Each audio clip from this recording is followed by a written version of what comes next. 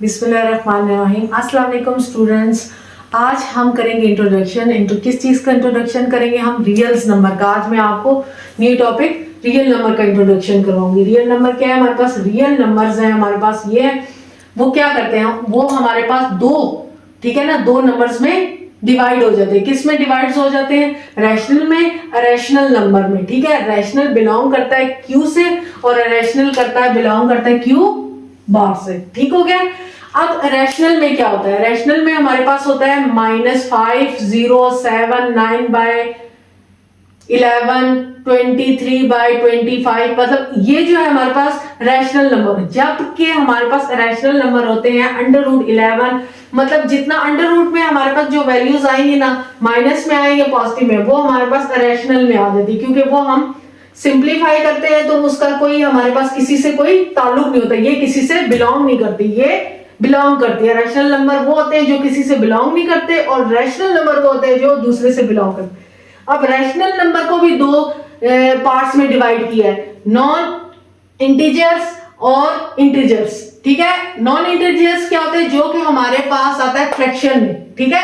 Improper fraction में जो हमारे पास आता है वो हमारे पास इंटीजर्स होते हैं। और जो स्मूथ लाइन में जैसे -2, -1, 0, 1, 2, वो हमारे पास इंटीजर्स होते हैं। ठीक है। अब इंटीजर्स भी हमारे पास दो में डिवाइड हो गए। ठीक है। इंटीजर्स दो में कैसे? होल नंबर और नेगेटिव इंटीजर। एक में नेगेटिव आते हैं जिसके साथ माइनस होता है, एक में होते हैं जिसके साथ माइनस पॉजिटिव होते हैं, जैसे 0, 1, 2। ठीक है। उसके बाद हमारे पास क्या? होल भी दो पार्ट्स में डिवाइड हो गए। 0 अलग है और नेचुरल अलग है। नेचुरल में 1 से लेके लाइफ टाइम में जितना तक काउंटिंग है वहां तक, और जबकि हमारे पास जो 0 है वो हमारे पास अलग से 0 हो जाएगा। उसका नेचुरल नंबर से कोई ताल्लुक नहीं है, उसका सिर्फ होल नंबर से ताल्लुक है। और नेगेटिव है हमारे पास ऐसी वैल्यू जिनके साथ नेगेटिव आ जाए।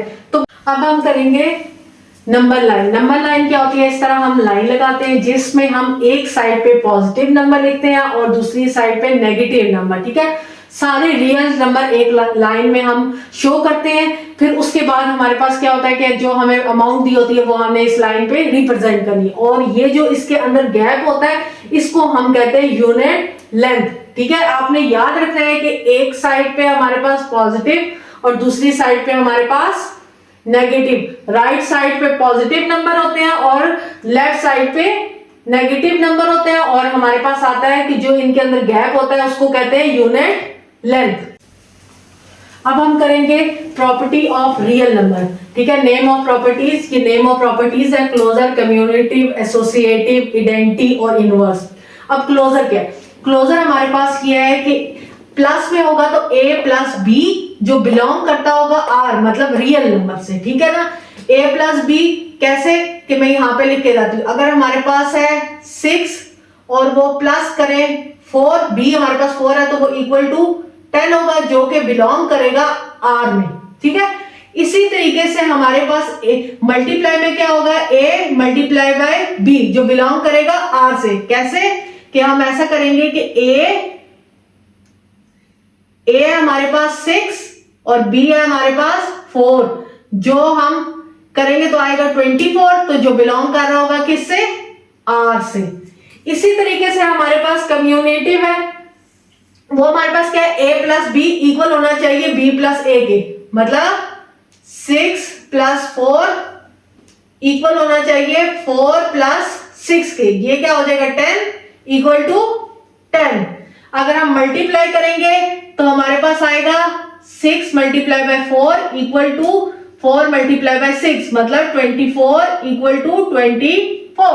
फिर हमारे पास आ जाता है एसोसिएटिव, मतलब वो भी हमारे पास इसी तरीके होना चाहिए। जैसे कि ये 1 है, ये 2, सी हमारे पास 3 है इक्वल टू 1 प्लस 2 और सी हमारे पास 3। मतलब जो इस साइड वैल्यूज होंगी वो उस साइड भी होंगी। फिर आ जाएगा 1, ये सारे प्लस होंगे।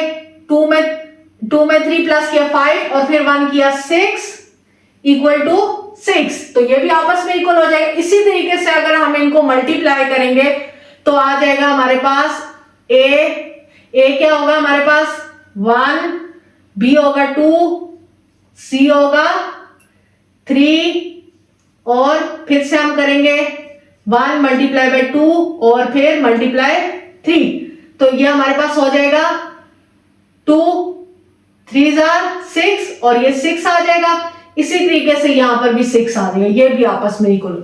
उसके बाद हमारे पास आ गया आइडेंटिटी। आइडेंटिटी क्या होगी कि a प्लस 0 a के मतलब अगर हमारे पास 1 है प्लस 0 करेंगे ये 1 रहेगा, और a हमारे पास 1 है ना, 0 प्लस 1, तो ये तीनों का answer 1 equal to 1 equal to 1 ही आएगा। मल्टीप्लाई करेंगे तब भी हमारे पास 1 इक्वल टू 1 इक्वल टू 1 ही आएगा। अब हमारे पास इनवर्स क्या है कि एक पॉजिटिव होगा और एक नेगेटिव होगा, तो जब हम दोनों करेंगे, अगर फर्स्ट करेंगे यहां पर 4 है और नेगेटिव a है, नेगेटिव 4 है, ठीक है ना, a तो हमारे पास 4 ही है तो ये नेगेटिव है, तो ये दोनों कट के किसके इक्वल हो जाएंगे 0 पे, तो इन्होंने लिखा इक्वल टू 0। इसी तरीके से यहां पे भी पुट करेंगे तो इक्वल टू 0। अब यहां पर मल्टीप्लाई में ये करना है कि यहां पर हो जाएगा जैसे 4 और नीचे a होगा 4, ये इसके साथ कट जाएगा तो आंसर आ जाएगा 1। तो इसी तरीके से तीनों वैल्यूज में पुट करेंगे तो हमारे पास इक्वल होना चाहिए 1 के, तो ये हमारे पास हो गया इनवर्स।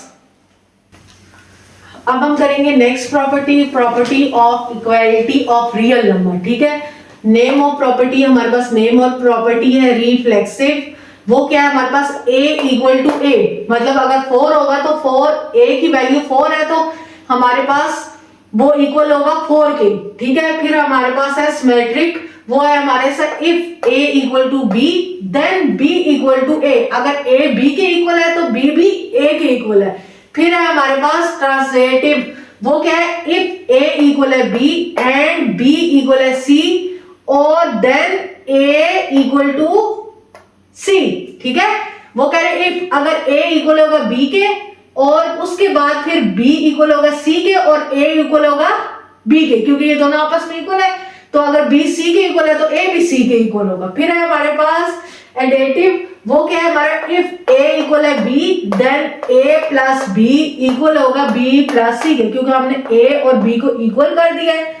तो इस लिहाज से हमारे पास a को अगर c में प्लस करते हैं और b को प्लस c में करते हैं तो दोनों का आंसर सेम आना चाहिए।